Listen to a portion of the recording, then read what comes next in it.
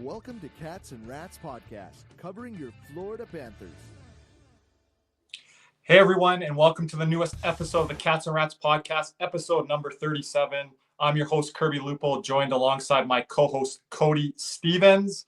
Cody, this might be a tough trivia question for you. We might have to ask our guest here in a second this question, but do you remember any number 37s for the Florida Panthers? Willie Mitchell? No?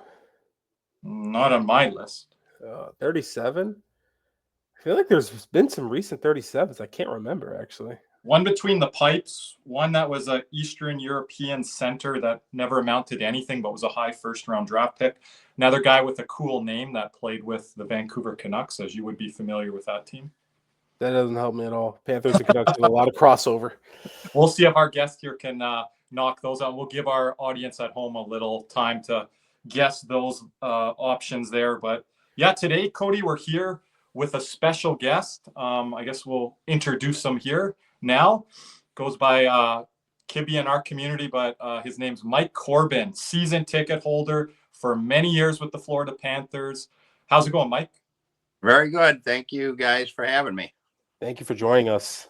Thank you for joining us with this kind of special episode here. And we're going to get into it here in a second. But before we do that, kind of just tell us your background in hockey. You've got many fascinating stories. I think we need to bring you back multiple times on the podcast. To tell all the stories through the game of hockey that Mike knows here.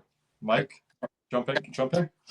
Definitely got some good stories. But so my history with hockey, I was born and raised just north of Boston. So as a teenager, I followed the Big Bad Bruins, and I never got to see Bobby Orr skate live, but I did see his retirement live. I had seasons tickets in the old Boston Garden while I was in college. They were $5 a seat, and we were in the second balcony. We were called the Gallery Gods. There was no concessions. If the snow was melting, you could bring an umbrella into the building, and it was quite the experience. Wow. I talked to Mike off air, Cody. My dad got to see Bobby Orr play, and I think my dad was standing next to Wilt Chamberlain, I think, when he got to see him play. And Cody, you would remember this probably even going back. It was against the California Golden Seals, that team. White Skates. The White Skates. There you go, Cody. I mean that's my dad's favorite player. Season tickets for, as much as the Bruins are maligned in the Panthers community, I mean, that's a team with a whole lot of history. I mean, you had one of the best offensive defensemen in the history of the game, Bobby Orr, Ray Bourque. Yeah. You talk about two legends, and I've got some good Ray Bourque stories too. Oh, did you want to show us that little thing that you have there, Mike, that you showed me off air? So we're jumping way ahead, but okay. I'll lead into that. So basically, I moved to South Florida in 1983, and there was no hockey. The only way I could follow the Bruins was looking at the standings change in the newspaper. Oh, the Herald, yep. There was no box scores. There was no TV. We would see 2 or 3 games a year televised on TV back then. So my expertise was golf, but my love was hockey, which is why I'm wearing the President's Cup golf T-shirt with the hockey players playing golf. So back in '83, my kids, I like to play hockey still. So one of my first funny stories is I built street hockey nets. So I built them out of PVC. Hold on, Mike. You said 83. Do you mean 93? And no, 83. Oh, okay. Gotcha. No, not Panthers. Not when Panthers. Came in. No, this is dry. Yeah. So I built hockey nets for the street to play street hockey, and I built it out of PVC, but I couldn't find any net, right? We couldn't buy hockey pucks. We couldn't buy hockey sticks down here. So I drove into Hialeah to a guy who made fishing nets, and I brought the PVC hockey goal to his place, and I said, listen, I need to put a net on this. And the guy who could barely speak English kept telling me my soccer net was too small. And I kept, it's for hockey. And he kept telling me, your soccer net is too small. So we literally put fishing nets on the first street hockey net. So my kids grew up, playing street hockey. We were in Florida. We moved to Atlanta, 88, 89, came back to South Florida in 91, and both my kids wanted to play ice hockey. The problem was at the time, there was only 3 teams in the state, mixed ages from 8 to 16. Nobody could skate. There was a team in Sunrise, Florida. There was a team in Orlando, and there was a team in Tampa. So we got them going. You couldn't get ice time because figure skating controlled the rinks. There were maybe only 5 rinks in the state, but we kept plugging at it. And from 1991, when we started with those 3 mixed age teams, we ended up in 2001 with 1,200 youth amateur teams. We went from 3 sheets of ice to, I think, 32 sheets of ice in that 10-year period. I ran what was called Florida Youth Hockey League, which was tier 2 competitive hockey from peewees, midgets, all through the sports, mites, the whole group.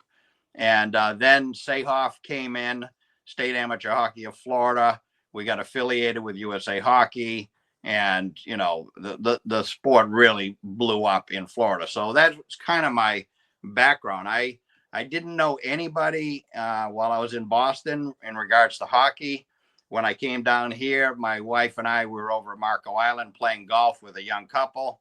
Halfway through the golf, I met the kid was from Boston, and he said, "Well, what do you miss about Boston?" I said, "I miss 2 things. I miss Macintosh apples, and I miss ice hockey." And I said, "But we're all set. The Panthers are starting next year." He says to me, "Well, you must know my uncle." I said, "Well, who's your uncle?" He said, "Fred Cusick." Fred Cusick was the announcer for the Bruins when I was young. And I said to him, I said, "Fred Cusick was old when I left, right? This is like 10 years later. Are you still doing the Bruins?" "Yeah."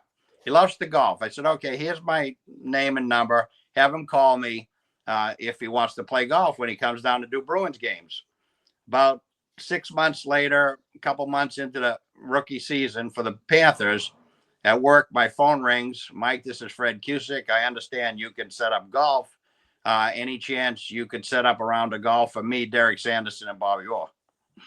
Holy. Legends. Yeah. Oh, So I ended up, really meeting a lot of hockey people once I was down here. Once I met Cusick, he passed me off to Paul Stewart, the referee. Paul Stewart passed me off to linesmen. The linesmen started passing me off to players. So like every 3 or 4 weeks, I'd get a phone call from somebody in the NHL wanting to go play golf. Mm-hmm. wow, that's crazy. I mean, that's probably. But you starting like the youth hockey in Florida is like crazy because I played in Pembroke Pines growing up. Pembroke Pines. Golden Blades. Okay. Yep. Not the Golden Blades. The Golden Wolves. Golden Wolves, baby. Sunrise team. The Sunrise team was the Golden Blades. That's where we started. The Miami team, or the owner of the Pembroke Pines rink, owned the rink in Miami, and they were the Wolves. So when Pembroke opened, Sunrise was a very poor rink. Miami was a very poor rink. So Mr. Shlomo was the guy who opened up Pembroke Pines. So both Miami and Sunrise wanted to go, and we were both competing, and you could only have one youth program. So we merged the programs, and that's how the Golden Wolves were started. It came from the Sunrise Golden Blades, and the Miami Wolves became the Golden Wolves. Did you know that, Cody? No, I did not. I just saw Golden Wolves. I thought it was cool. Yeah. Like I remember though, I think Davie were the Hurricanes, if I remember correctly. There was a Hurricanes team. I do remember that. But back when we played, we had the Golden Wolves, the Coral Spring. It was the Coyotes before they became the Junior Panthers. Yeah. And we had teams: Oldsmar, Tampa, Orlando, Jacksonville, West Palm, all over the state. And one of the things, if you wanted to bring a team into our league, you had to have at least 2 teams, bantam or under, to come in to the league. So you couldn't just put a bantam team and jump in, or a midget team and jump in. You had to show that you were going to establish a program from, top to bottom. Yeah, grassroots into commit there too, right? And I know Cody Mike has an interesting prop he's going to show for our YouTube audience here. Everyone listening on Apple and Spotify, wait till you hear this story. Okay, so I'm can't wait. became friends with Fred Cusick, right? So the year they go to the playoffs, you know, I had 2 seasons tickets. He knew I had 2 kids. So he said, hey, listen, you need 2 extra tickets for the playoff game. I said, yeah, I do. He says, well, why don't you do stats for the Boston Bruins and you can come into the booth with your son and your wife and your daughter can have your seats. I said, oh, perfect. He said, all right, well, just come to the rink and come to the media area and we'll get you credentialed. All right. So I go to the media area and I get my credentials. There it is. So playoffs, Boston Bruins stats. That's the old Eastern Conference logo too. They'll keep in cat with the broken stick, right, Mike? Yeah. So did we win? So well, that was the year they went to the finals. The Panthers went to the finals. Well, listen to the game. This was here, Cody, that he's done. I go into the media room. And Harry Sinden is there. You know, Cusick, Sanderson, Don Johnson was there. All these people, and this guy walks up to me and Cusick and Sanderson, and he says, Mike, do you do stats for us whenever we play down here? I said, no, I've never done stats before. And the guy looks at Cusick and goes, what the hell are you doing? And Cusick says, he knows hockey. He'll be fine. The guy goes, seriously, you haven't done stats? I said, no, I haven't done stats. He says, your buffet is over. You're coming with me. So now my son is left with the Bruins, and they take me out to a trailer outside the building that's got all the TV banks and all that kind of stuff. So he starts handing me stuff. He said, okay, here's a book that's got all the Bruins statistics. Here's a stopwatch. We want to know all of the time Ray Bourque is on the ice. So this is how they did it back then, with a stopwatch. So they give me all this material. They give me the score sheet. I got a headset with a switch, you know, where I can communicate with them, or the guy says, listen, when something happens on the ice, we're going to ask you questions. You need to feed it to us, and then we're going to do the graphics, and that's how the graphics come up on TV. We get the information from you. Okay, fine. So I go to the booth, and I look at the setup. I say, okay, there's Cusick and Sanderson's seat. So I set up this nice little table behind. Oh, he says, oh, you got to report everything in hockey time. I said, what's hockey time? He goes, hockey time is the opposite of the clock. And now I'm in a panic because I've never watched a hockey game with hockey time in mind. So, I've had to do that in the broadcast booth for Alberta Junior Hockey League. It makes you panic when you first start. I've tried to explain to people what hockey time was. It doesn't click. So I got this little spot, and I got my stuff laid out, and I got my stats, I got my stopwatch. I'm sitting here, and I got a cheat sheet for hockey time. And a guy taps me on the shoulder. He says, you can't sit there. I said, oh, I'm statistics. I'm with the media. He goes, I'm the cameraman. You can't sit there. You got to sit behind me. I look behind him. There's a bar stool. So now I got a bar stool with all this stuff in my lap, right? And I'm doing the game and trying to get through it. So it's like 6-7 minutes into the game, nothing's happening. And I'm like, this isn't going to be bad, right? Then all of a sudden, the Panthers score. I hear over the headset, Mike, who scored the goal? I said, I can't tell. It could have been tipped out front. They said, okay, as soon as you hear, let us know, because they're going to broadcast the Boston. So this is what happens. Panthers goal. The place starts screaming. Can't hear the announcement. Oh, Lord. So I don't know who's tipped in, right? So I run to the booth next door. Denny Potvin is sitting like 15 feet away. And because of youth hockey, I know Denny Potvin. I run into the Panthers booth. Denny, who scored the goal? Ray Shepherd. I run back. Ray Shepherd scored with a tip in. Thanks, Mike. That's how my night went. Oh, just running back to see Denny real quick. So anyways, here's the prop. So at the end of that game, that was game 1 of the playoffs. Game 2, Cusick said, listen, come down to the locker room, game 2. I'm going to give you something for what you did. Okay, great. So you remember the famous Bill Lindsay goal, Oh man. So this is the reason I chose this picture is it shows Ray Bork tripping him. Oh. Yep. Okay. So with that being said, Cusick comes out of the locker room and he says, here's Ray Bork's game stick, but he won't sign it because he's mad. Oh.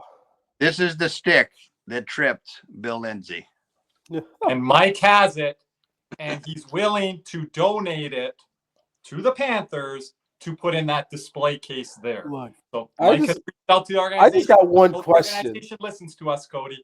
So this is It's one of the with the reasons I was stick, bringing Nick on. But then again, back then those were 2-piece sticks. Then What's that? were those 2-piece sticks still back then? No, Or- that's a stick. The old Sherwood, right? It's a Sherwood wooden stick. Yeah, I wonder like how much flex Ray Bork would have played with. I have no idea. Like It's not nearly what they have now. I can tell you that. I know, like now everything's like whippy. You can like You look at Gustav Forsling's stick; it looks like a boomerang. Yeah, they oh, thought yeah. they thought those sticks were expensive, and they were like $70. Now they're $400 a pop. Yeah, Yeah. with kids.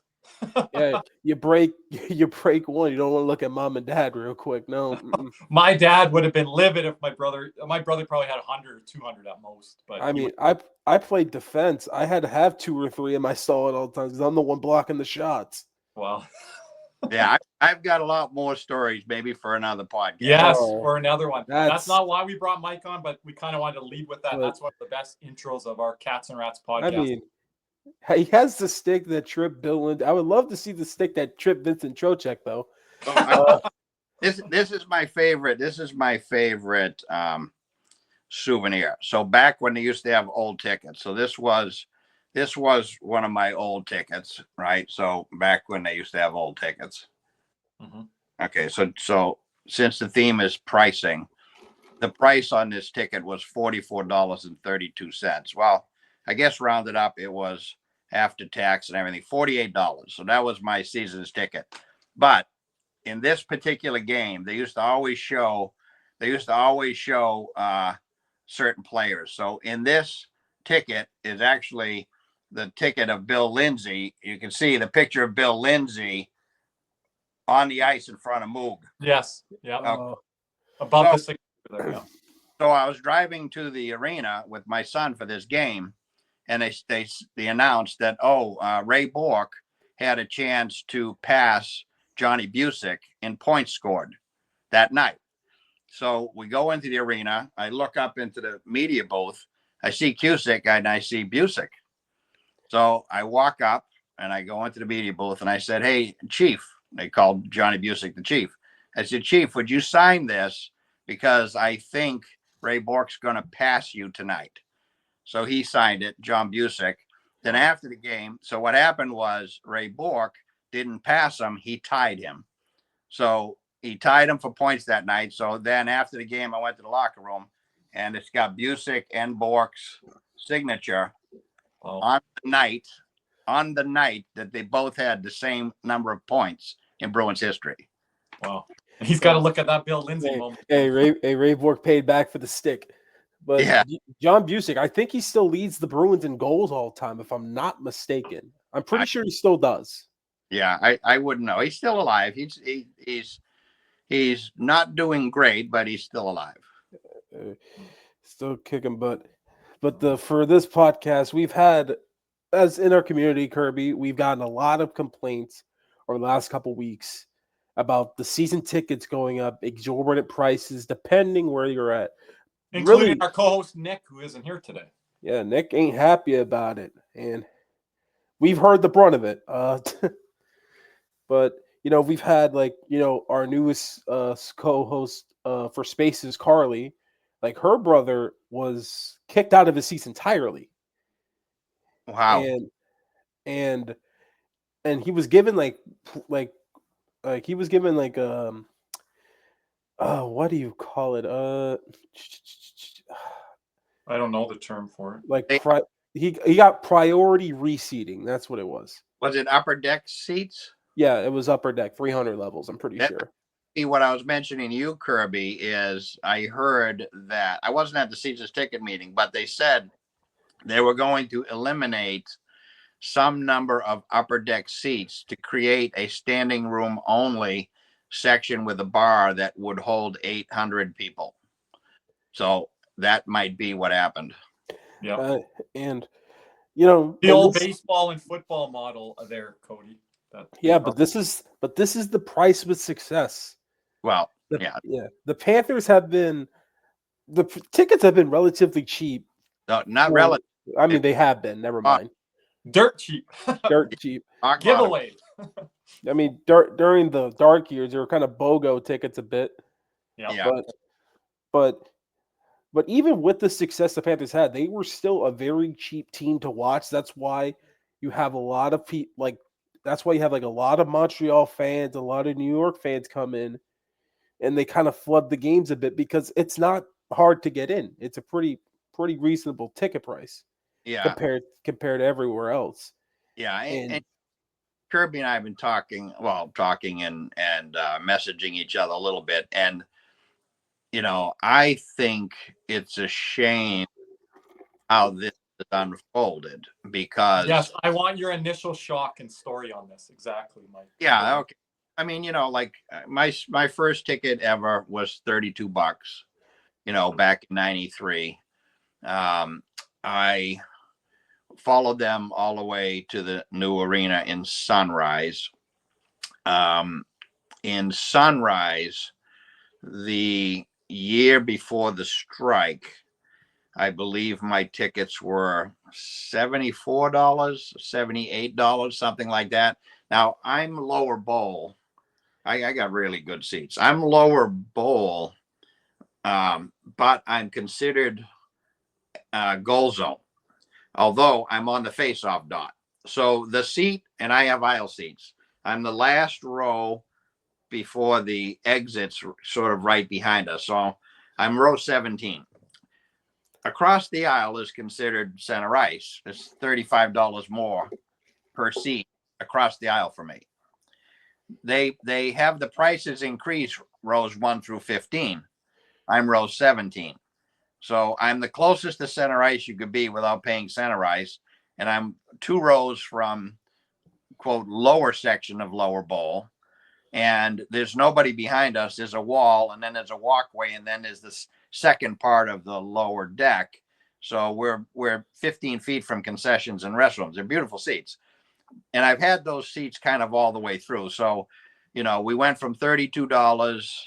It was up around 74 before the strike in 2004. And then when the strike occurred, that really upset me because I was dropping $200 a game back then. And, I just was upset. I didn't care whose fault it was. You take a season away from hockey, I'm going to teach you a lesson. I'm not renewing, which is what happened. So I didn't renew for a couple years, and then I renewed again, pretty much right back in the same spot. Now, the thing is, back then, all the ticket prices for every game was the same. The price was printed on your ticket, so you knew that. When you got your invoice, you got the whole schedule showing everything. And, so all of that was very transparent and everybody understood it. Sometime after going to Sunrise, they stopped, especially when we didn't have our regular tickets anymore, we had electronic tickets. They stopped showing the price per game. So it was hard for you to tell what your increase was, right? Yeah. First off, you had to say, well, how many games am I paying for? Is it 41? Is it 42? Is it 43? What about the parking? Did the parking go up? So you couldn't really, it was hard to figure out what the increase was. The other thing they started to do was certain games cost more money because they had this exchange program where if you weren't going to make you switch it to another game, that kind of stuff. But they didn't want you switching, a Ducks game for a Montreal game, even Steven. So the games had certain prices. So if you from a Ducks game to a Boston game, you might have to pay $20 to switch your seats. So each game had a different price. So like original 6 teams, the prices were higher. And Cody, they probably have that model up here in Canada, as you know, when you come up here, Cody, same kind of concept. Right. So the point I'm making is the cost per game got more and more confusing. Okay. And so now we got the Panthers, and this is pre-playoffs. Okay. So we got the bad Panthers. Okay. So what was going on back then is a lot of people could afford hockey. It was one of the most affordable sports down here. Probably half the fans who latched on to the Panthers latched on just the same way youth hockey grew. It's a very exciting sport once you see it live. I mean, there's no better sport live. No better sport. Oh, yeah. Okay. So, but these people came in and they didn't really understand the game.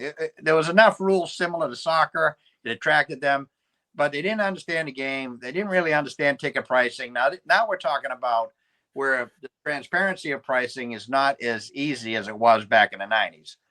So, so you had a lot of fans that latched on and became very loyal and didn't care whether the Panthers were winning. They just loved the Panthers and they loved hockey. And it's that population that concerns me, because once they got successful, like my tickets jumped up 25%. But I kind of expected it. What I didn't expect was not being told your tickets are jumping up 25%. And here's why. I had to literally figure it out and calculate it myself. So the fans who grew up with the bad Panthers, they have the same problem I have. It's hard to figure out what the increase was. But unlike me, they didn't understand why are these increases so big and why do they need to happen, right?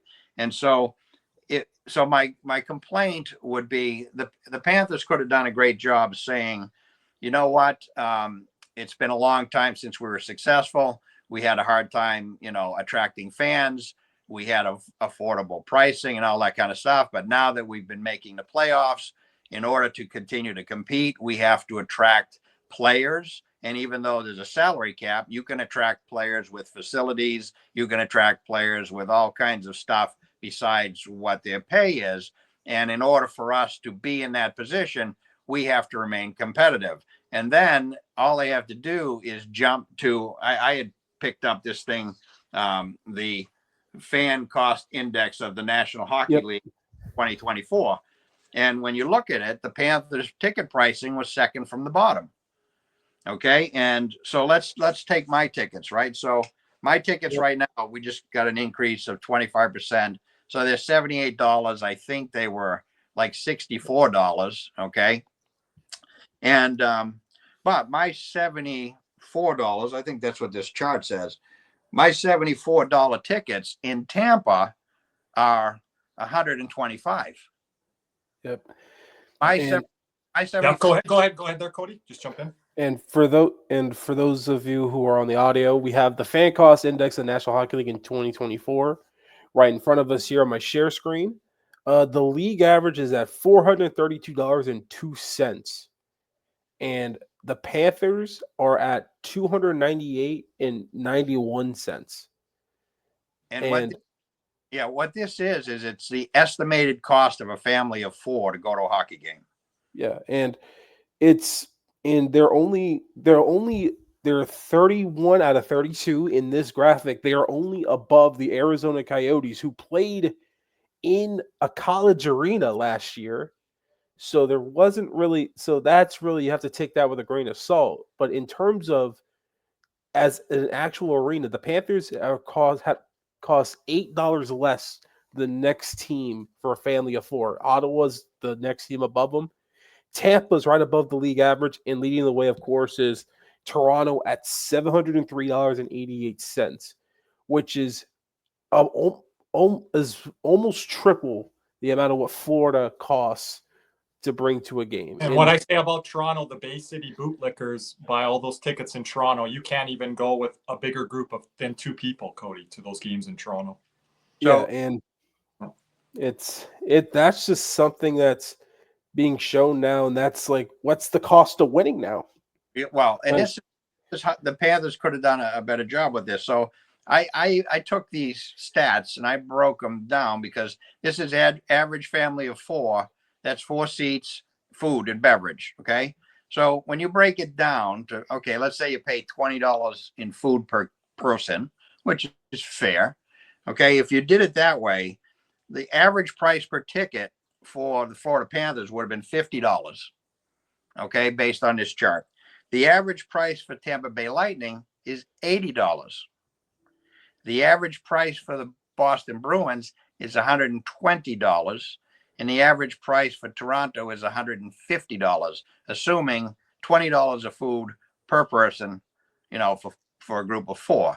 So you could see that the ticket pricing was way out of whack. It had to come up. And if it was explained properly, if it was more visible, if when you receive your season's ticket renewal, it says, this is what you paid for your tickets last year per game. This is what you're paying this year per game. This is what's happening with parking. Oh, by the way, this year there's only 42 games because of the Winter Classic. If that information came up with an explanation that the Panthers, in order to stay as competitive as they are, they have to get up into the Tampa, north of Tampa, south of Boston price range. And that, as a loyal fan, you have to expect that this is the direction we're heading. And if they had done that, then they wouldn't upset people. Okay. That's what I want to jump in. I want to jump in with Mike. Yep. That's why the public blowback happened. That's why Cody and I heard about it on the post-game show. That's why you saw it all over social media, because Mike said in an email, Cody, they said, we're doing stadium upgrades, interior, exterior, parts of the stadium. And then Mike said in a little blurb, or at the very bottom right corner, they said, next email will be ticket renewal, right? And they kind of bury that in with all the glitz and the glamour. And that's why you're getting that public blowback, because people were very shocked. Email. I mean, it comes with success. And real quick, gentlemen, we're going to hear from our sponsor real quick. But after this break, we're going to go a little bit more in depth and tell how we feel about these ticket prices. Panthers fever is here. Are you geared up? CanesWear in Davie is the place for all your Florida Panthers needs. They have the latest gear for our favorite NHL team. Jerseys, polos, t-shirts, hoodies, hats, and more. CanesWear has you covered. Stop by their store in Davie or at PanthersWear.com. Again, that's PanthersWear, WEAR.com for all your Panthers gear. And back, shout out to CanesWear, our sponsor once again. Yep. But these prices, it comes with success. I was expecting it free. Like now, after the Cup, I was for sure expecting it. Did I expect the big increase in 1 year? No. But as Kirby stated earlier, they're bringing in a new Jumbotron. Right. Like I said, they're renovating the arena. They have to bring in more assets because they just opened up the War Memorial. So that probably costs a little bit more money to operate and stuff like that. And that's the thing. And in the end, it's not like they're jacking up prices just to jack up prices. They're jacking it up because there's more demand for the product now. Yeah, and up here, guys, up here in Canada, it can come from the taxpayers, but this is all like private. And this is straight from the owners, right, Mike? Yeah. This is and the concern I have is this. So the loyal fans who lived with the Panthers, through thick and thin, if you make them mad, they're going to react the way I reacted when the NHL went on strike. Okay. The people who can afford the new prices, who are happy to come and watch the Panthers play playoff hockey, if the first season they missed the playoffs, those fans bolt. The ones that left because there wasn't enough transparency, they're not going to come back as quickly. And so I agree with Mike. I agree full-heartedly with that. Yeah. My point is I have no problem with the pricing. I mean, if you look at the statistics, we're still below league average. Somebody suggested that they did a big increase this year so they could do smaller increases the following year. In other words, let's just bite the bullet as opposed to a slow death by, slow bleed. And okay, even that strategy, why not just say it? Why not just say it?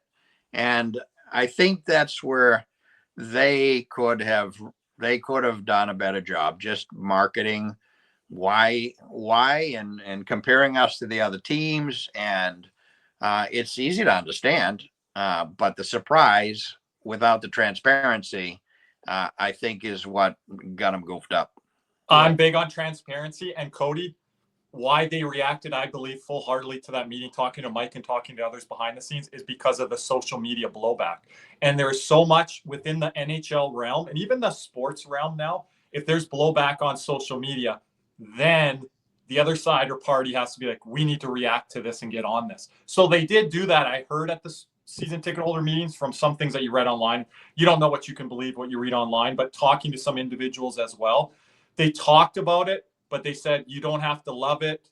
But in other words, like, you're going to have to swallow it. And then they moved on to talk about trade deadline stuff and other things like that. Ironically, we talk about that stuff, Cody, and they don't like talking about that stuff. But in the season ticket holders meeting, they kind of pivoted to that to get off of the season ticket. Why would you want to talk about that? Right? I was like, hey, me and Cody, we'll love to talk about trade deadline. We give names all the time. But I heard that was one of the things that they kind of moved on to, Cody, like what's ahead, So that means we're making the moves. That's what I like to hear. Yeah, what we've got reported on the Cats and Rats. Zito, backhand, please. I'm begging you. Right? But yeah. I mean, I don't know. Yeah. But in terms of this whole just season ticket ordeal, my biggest fear is, like, because Mike kind of already got into it, but my biggest fear is the fact that the Panthers can honestly lose their home ice advantage a bit. Because what I mean by that is, if you look at, like, as we showed the sports index, Toronto was number one. And Mike, you've been watching hockey for years. I mean, for years. Mm-hmm. The Toronto Maple Leafs original six, they have, if all original six teams are currently, like, they're all at the peak of their prime, right? Mm-hmm. Cup contenders. Toronto has the worst home ice advantage out of all those teams, if that's the case. It's because they outpriced the average fan. Yeah. And that's my biggest fear. The real fans aren't there. They're outside in Leaf Square, or they're watching on TV at home. Well, the interesting part, it seems to me that the big games, the Rangers, the Bruins, Montreal, the number of opposing fans is slightly less than it used to be. I think it's only because there are more Florida-based seasons ticket holders now, and that combination. I know some of them like to sell their tickets to the big games so they can afford the season tickets. I know people do that. And they'll be doing that even more now, Mike. They do that up here in Canada. They'll be doing it more now down in South Florida. I have a partner that I have my season's tickets with, and that's another thing. I get the email and I look at it and I go, no, I take out my calculator and I go through the whole thing and estimate how many games, and I'm like, okay, I think I'm paying $80 a game now. Now I got to call him and say, hey, we just got bumped 25%. Are you still in? As opposed to, hey, Carlos, guess what? We need to expect to pay a little more. Here's what's coming. I couldn't even grease the skids with my partner, right? There was no timing, right? There's no timing on it. It was just slammed. I just got the email to renew. You in or you out? I mean, it's kind of. That's hard when it's corporate friends or like you're sharing with 3-4 people. That's a tough decision that has to be made, Mike, when these increases go up like that. Right. Yep. So I think there's less opposing fans. There'll never be none. And that's not just hockey. South Florida, it doesn't matter what sport. South Florida is full of people from everywhere else, and they bring their home team with them. It's just a melting pot, because you go to Dolphins games. If the Patriots are in town, you see a bunch of Boston people. Yeah. The big thing I talked about, Mike originally being from Boston, me up here in Canada, and Cody knows this, being a local South Floridian from time he was born until now. It's a very fickle market, and you have to win in that market. And when you're winning in that market, it's the greatest. But you said, Mike, when there's a drop-off, even if it's just temporary, they're gone. You can't get back those, Cody. that have been joined. Yeah, I could give 1,000 examples. Mike's probably gonna laugh at this. You know the biggest example, Kirby? My favorite baseball team, the Miami Marlins. They won 2 World Series, by the way. Yeah, but they haven't won a division. I don't know how you've won 2 championships and haven't won your division once. That takes some type of luck. I don't even know where to the wild find. card. That was a good thing instituted. I don't want more teams to come into the NHL playoffs. They're talking about doing that because they want to have fan interest. You might be able to explain how the Panthers dodged that bullet, because even if you go with the Marlins, okay, that the stadium was never full for every game. So you got these poor owners, trying to put a team on the field, and they got to pay big bucks to put a winning team on the field, but they're not filling the stadium, and then they win the World Series, and then a month trade everybody. a month into the next season, and half the place is empty again. And that could have been the Panthers. I mean, it's down here. If you're not consistently winning, you're golden. But if you've got the ups and downs, the Dolphins, my goodness, the same. The Dolphins have the root fan base, though. How about this story? Do you want us to be like the Dolphins or the Marlins, or do you want us to be the Panthers? I want us to be the best, because I've waited for 30 years. Just be the best. No, but be stable. That's a way to sell these prices.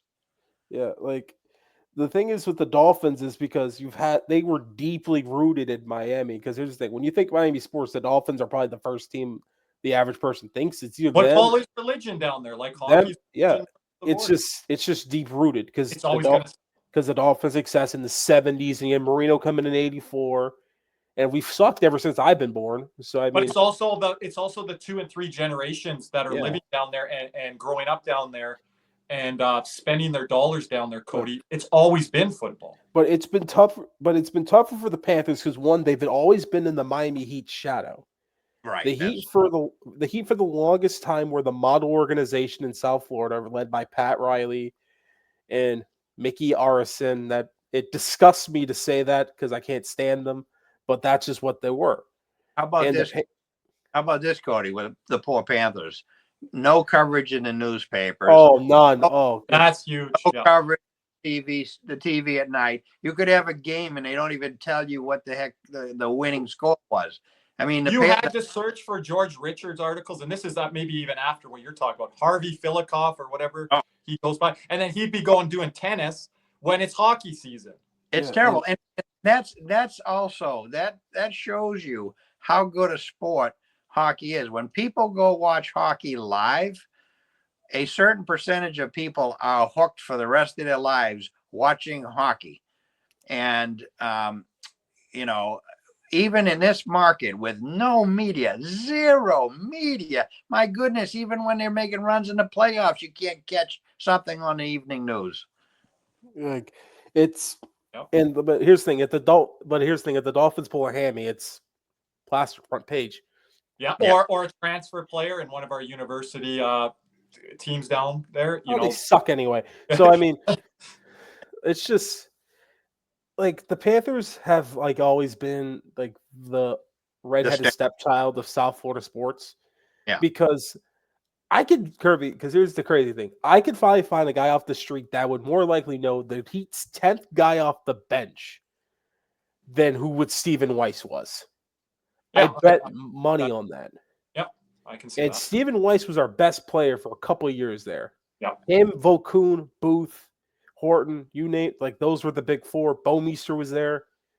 But even the 30-year-old franchise, I hear all the time, Mike, from people and media and around the club, it's still a new franchise. And you got to eventually lose that label. And through winning, I think that's why we're so behind, because this was the most losing franchise in hockey. And across sports, there was these new index charts that came out, the worst bad luck franchises. The Panthers were on that list annually until recent years. Top 10 annually, and now we're not even on it. And now we're called a model franchise. So it's all those years, Mike, that you had to build as a new franchise that were just wiped clean and lost, except with us true diehards. It used to excite me when they went one game above 500. Now it disappoints you when they're like when they're under 10 games over Cody, this 500. year we might make the playoffs. Nope, 9th, 10th, 11th, and then the Like- next year bottom out. Like, when have we ever, as Panther fans, not sat there and be like, "Oh, I'm not even worried. We're gonna make the playoffs anyway." We're not Well- even worried. No, that's We're worried that's about Crazy. we're And worried about how we're gonna be in the playoffs. We're not worried about making it. you know what else is fun is to be able to look at the Tampa Bay fans and say, guess what, guys, you're a second seat now in Florida. Yeah, and And then they had their cups, but then you go Mickey Mouse, the one with Calgary with the Martin Jelena goal, the COVID Cup, the Montreal Canadiens in the North Division. They wouldn't even made the playoffs, Cody, if they were in the Atlantic Division. oh, I got another prop for you. Lightning? What does it say there? Lightning versus Panthers 93. Is that the first game we ever played? This is the third game we ever played. Wow, we In started the season earlier. the Thunderdome. I brought a youth hockey team to the baseball stadium in the Thunderdome. There were 65,000 people to watch that hockey game. It was the most people had ever been to a hockey game at the time. Wow. Like, it's I remember the Thunderdome vaguely from my childhood. It's crazy like how Florida has become like the model of like hockey franchises, because if you rank the teams of the 2020s, Panthers and Lightning are 1 and 2, not even close. Yeah. Like Vegas 3, Vegas, Colorado 3, 4, I don't care, whoever you want to put it. But Florida and Tampa have been the two best teams of the 2020s so far. Last Tampa, 5 Stanley Cups have been a team from the state of Florida. Well, Yep. and I have to tell you, back when we were running youth hockey, Florida was the fastest growing state in the country for USA Hockey registration. Texas and California were second and third. And that was all due to the NHL expansion and kids, they look at hockey. You're a kid, you look at hockey, like I can play soccer outside, it's 90 degrees, or I can go indoors and knock people around. And it's like wrestling and soccer on ice. The kids go crazy over it. Yep. Yeah, That's because of Wayne Gretzky effect there, Cody. yeah, Wayne Gretzky effect in LA. Yeah, The Mighty Ducks movies creating the whole franchise. that was pretty fun.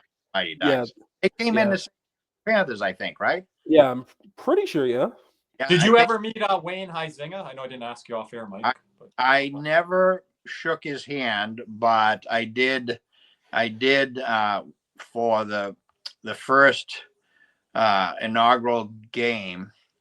You could send your season's tickets in, and they put them in a big poster. So my tickets were mounted with a big poster of opening night, and I've got a Wayne Huizinga signature that's 12 to 8 inches long. It's a beautiful piece. So, The Godfather of South Florida sports. so I have one of those. But that's another funny story. His kid used to be right behind the goal when the Rats. Oh, here you go. This is a real good throwback. this is a new one. Those programs, like the Here we go. Oh, yes, the signs. The no rats. No Rats, please. We used to go in. The NHL told them, "Hey, you gotta do something about these rats." We would go to the game, and your pockets, your shirt would be bulging with rubber rats, and you'd walk up to the magnetometer to walk through, and the people would go, "Lift your hat," and you'd lift your hat, and they go, "You're good." There was so many rats going in that building. Then they would fill 55-gallon drums full of rats every game. Now, the rule was the Panthers couldn't resell the rats. I don't know what they did with them, but they couldn't resell them. And then remember the funny story. Orkin paid the Florida Panthers $50,000 to have the people that go get the rats wearing Orkin gear. I had Doug McLean on my other podcast, and he talked about us the whole story with Orkin and all that. It was great to hear from the head coach, Doug McLean. Yeah. But I don't know, because like as a person who was like born like after like those years, because I was born like slightly like in the second year of the Bure era, like right when he got traded to New York. But just seeing like the videos of them scoring that like the first goal of Game 3 in the Cup final, and Patrick Waugh in his net with the Rats raining down, Tom Barrasso the round before with the same thing. Yeah. Like it Well, must. Bill Ranford. Those are a lot of hothead goalies too, Mike. Heisinger, back then we didn't have the nets. We just had the glass. Heisinger's kid was like second row, first row, right behind the goal. He put his rat on a fishing line. So he would throw his rat out, and then when the guys would get close to pick it up, he'd reel it back in. Smart. Kid. Because he's a smart kid. He's like, we're scoring a lot of goals on this playoff run. I need my rat back. It's like throw it for the next goal. Like it's like, but that whole story with Mellenby and the rat, it's insane, and it's crazy like how far the Panthers have come. Because I mean, from 2000 to 2021 or 22, dark. Well, one of the reasons that the rat thing started was due to the ignorance of the fans, because, so I understood hockey. So when I read the story the next day, Mellenby scored a rat trick. I just laughed. Okay, he scored 2 goals and he killed a rat. He got a rat trick. Against the Calgary Flames at home. Well, I can't even remember the game. I just remember the story. I remember. So now what happens is, maybe about 3 or 4 games later, Mellenby scores a goal and a rat lands on the ice. So now I'm sitting there going, oh, that's pretty funny. The rat trick, Mellenby scored, there's a rat, right? So a couple games go by, and whenever Mellenby would score, a rat would go out. But 99% of the people in the stands didn't know what a rat trick was. So they started to think, well, if somebody scores a goal, you're supposed to throw a rat. So then they started throwing rats even when it wasn't Mellenby. And then, 5 rats, 10 rats, 12 rats. But it was funny because the first rat ever thrown was only on a Mellenby goal. So whoever threw that first rat knew what the heck they were doing. Yeah. And then everyone else came into and had no idea what they were doing. I talk about Cody, that herd mentality sometimes, and there's the case of it right there. Yeah, there's no 3 goals. Why are you throwing a rat? It's not a hat. Gee whiz. Mellenby. It was funny how that whole thing, if it wasn't for the ignorance, it might never have happened. Yeah, or just when Mellenby scored, or even maybe only when Mellenby got 2 goals or 3 goals. That's maybe when they only would have gone on the ice. Yeah. But Mike, this is probably one of my favorite podcasts. We got to have you on because you are probably an encyclopedia of stories with this game of hockey. But I just have one question. Like, were you in the building for Game 7 against Edmonton? Yes. Well, so what was that feeling? Because you watched this team from inception. So I got to lead up to it. So I summer in Boston. So I saw the first 2 rounds. I went to Boston, and then a group of 12 of us went to Scotland to golf. So I'm in Scotland for the final round. I'm watching the games between 1 and 4 in the morning on my phone. Okay, in Scotland. We get home to Boston. It's Game 6. That's it that night. I got in the afternoon. They lose Game 6. So I've got season tickets. I said to my wife, I got a problem. I said, if I don't fly down and they win Game 7, I am going to be very upset. You're going to regret it. I said, the other is, if I fly down and they lose Game 7, I'm going to be really upset. So she says, well, I guess you got to fly down. So I literally landed like at 3:00. We went right to the arena. I'm walking into the building, and outside the arena, it's "Let's go Oilers" as loud. I'm like, oh no, this is Game 7, the finals. The TV broadcast going to pick this up. We go in the building, same thing. Loud, "Let's go Oilers." And I'm thinking, I said to my buddy Carlos, if the Oilers score the first goal, we're done. There's too many Oilers fans. And then they had the Canadian singer Morissette. Alanis Morissette. So Alanis Morissette. So she starts singing the Canadian national anthem, and all the Oilers fans are belting it out louder than anything I've heard in the stadium.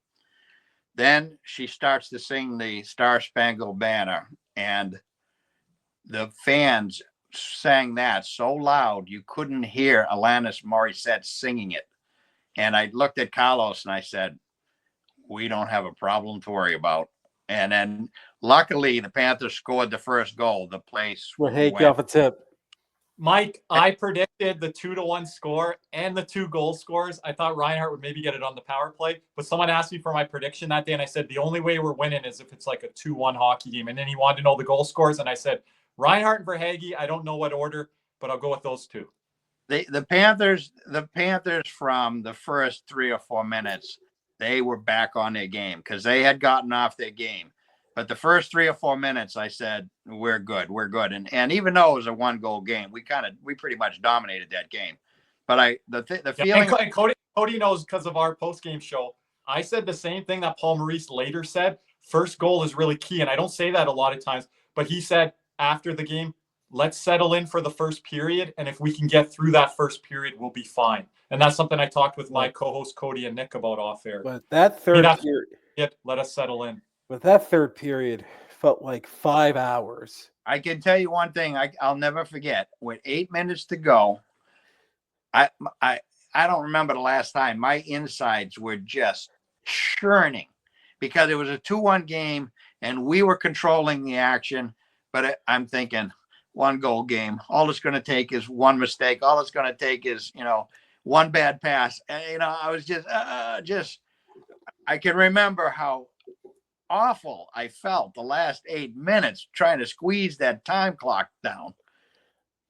But that was Paul Maurice hockey, as we say, Cody. That's what we have to go through, but that's how we have to get to that point. Because people came in our spaces, Cody, and our post-game shows like, Kirby, Cody, what do these guys have to do to get over the top? I'm like, it ain't going to be 10 goals anymore. It's going to be structured, lockdown, defensive hockey. And I think fans had a hard time accepting that, Cody. And even in that game 7, probably because of the nerves and what Mike's talking about. But that's kind of the path to victory. And I think the team that lost on the other side of the ice in the Oilers, they learned a lot from that. Yeah, hard lesson. Because I don't think a lot of people understand the significance of this moment. But when Barkov took the puck from McDavid game 1 and McDavid cheated along the boards, and Barkov went right past him and he couldn't catch up to him.